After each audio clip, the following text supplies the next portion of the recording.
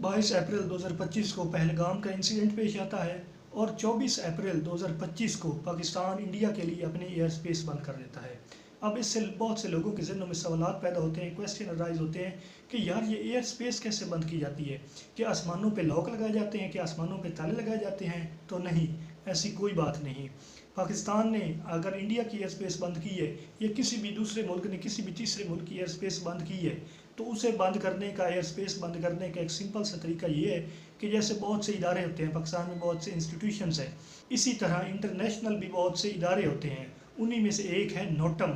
Notice to airman, और एक है एयर ट्रैफिक कंट्रोल। अब पाकिस्तान ने इंडिया के लिए अपनी एयर स्पेस बंद की है, तो पाकिस्तान ने इन दो इदारों को बता दिया था कि हमने अपनी एयर स्पेस इंडिया के लिए बंद कर दिया है, और अगर इंडिया की तरफ से कोई भी फ़्लाइट, किसी किस्म का भी जहाज़ हमारी तरफ आता है, हमारी हदूद में आता है, तो हम उसे फ़ौजी रडार के ज़रिए देख के उसे गिराने का हक़ रखते हैं। तो इन दो इदारों ने इंडिया को बता दिया कि ये जो हदूद है इसमें आप नहीं जा सकते। तो उसके बाद जो कैप्टन होते हैं वो एक लंबा रूट तय करते हैं, और इसी वजह से आपके मुमकिन है कि आपकी मालूमात में भी आया होगा कि 24 अप्रैल 2025 को पाकिस्तान ने इंडिया